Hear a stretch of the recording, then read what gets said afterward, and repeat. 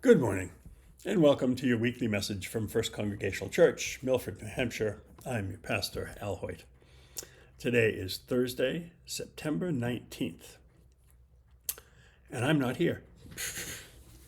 I'm recording this a little early because I'll be over in Wyndham at the Searles Castle getting ready to perform a wedding for Brian Whittier and Rebecca Holtz.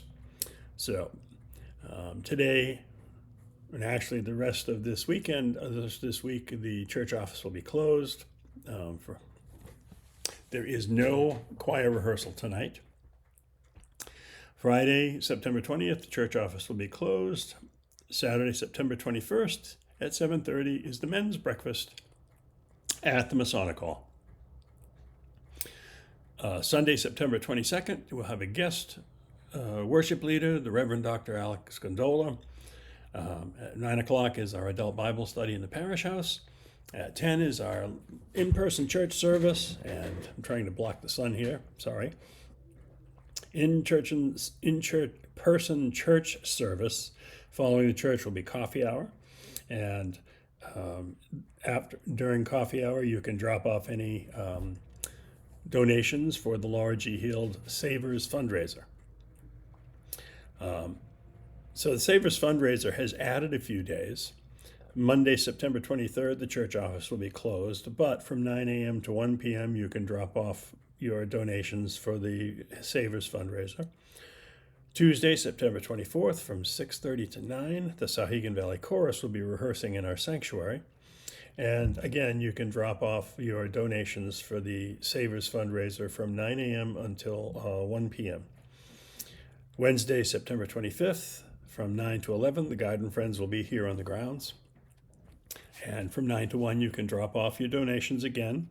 When you drop them off, please put them behind the curtain on the stage. At 7:30 on Wednesday, the 25th, the Church Council will be having a hybrid meeting, and you can look for that Zoom link for those of you who need it. Thursday, September 26th, there will be choir rehearsal.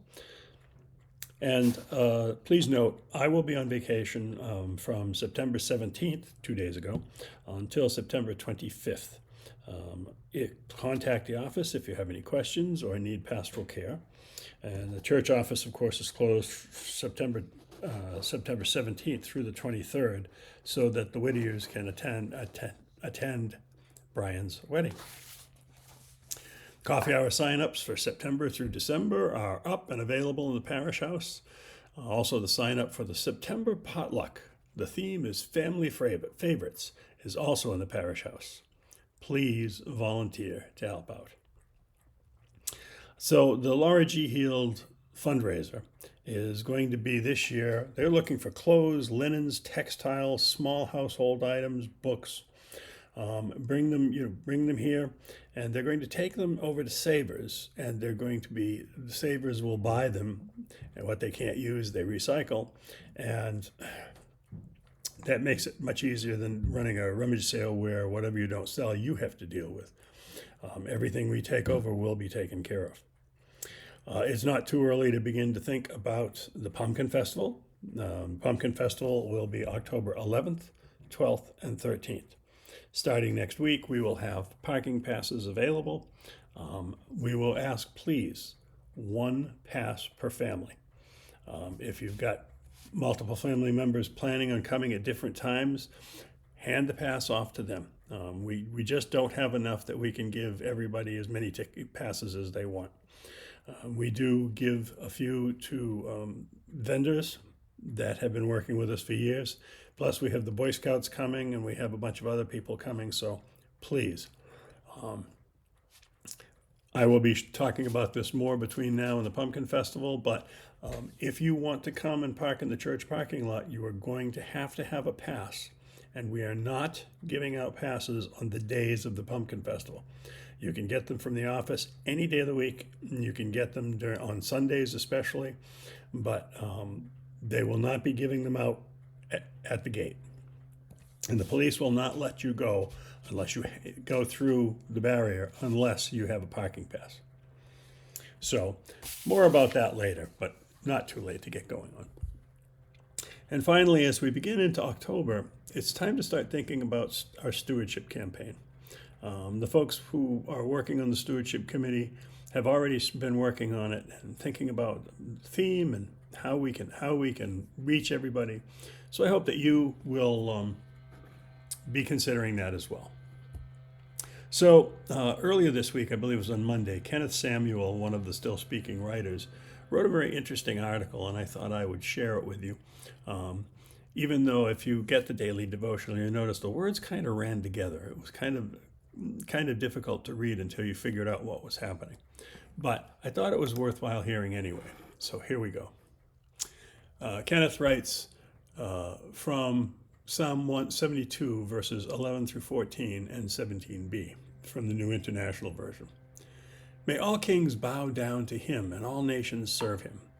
He will take pity on the weak and the needy. He will rescue them from oppression and violence. The nations will be blessed through him, and they will call him blessed. Again, that's from Psalm 72, verses 11 through 14 and 17b from the New International Version. And Kenneth writes, since World War II, the United States has been regarded by many as the leader of the free world. The designation itself is politically charged, given the fact that some countries aligned with the U.S.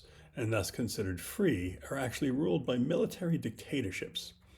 Notwithstanding this controversy, there is an expectation among many Americans and among many other nations that the U.S. has a definite responsibility and role to play as a global leader. Some of us understand that America's leadership in global affairs is not merely a function of her military might or monetary prominence. Our leadership is greatly dependent on the ethical values we practice and promote.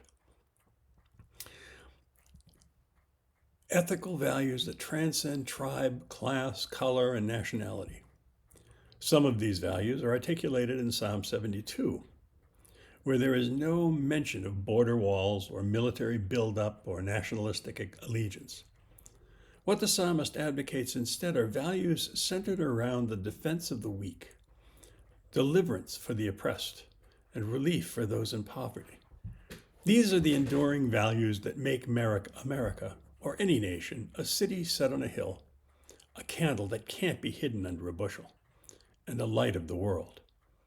These values are not articulated for the purpose of establishing a moral hierarchy.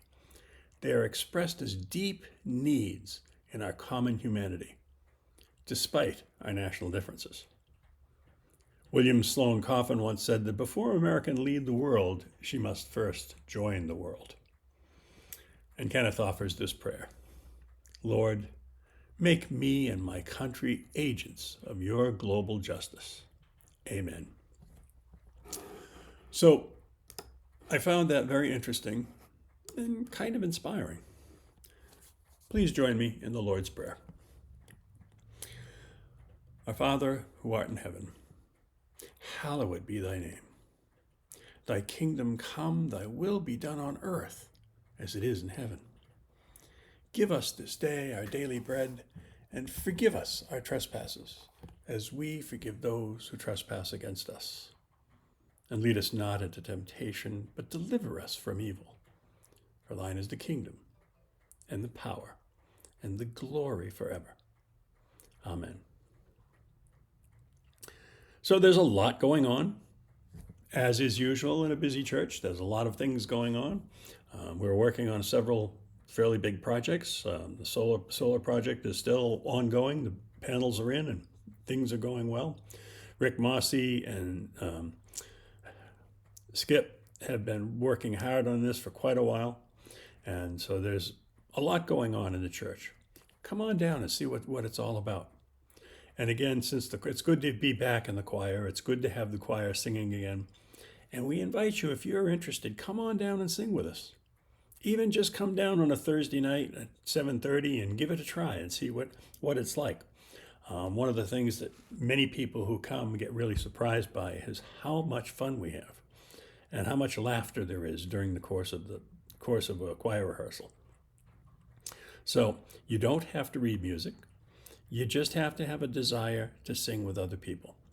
and we'll be glad to have anyone who wants to come and join us. I've mentioned to a couple of people that I've heard them singing, and they've got some pretty lovely voices. It would be awfully nice if some of those lovely voices came and shared their talent with us. So until I see you again, take good care of yourself.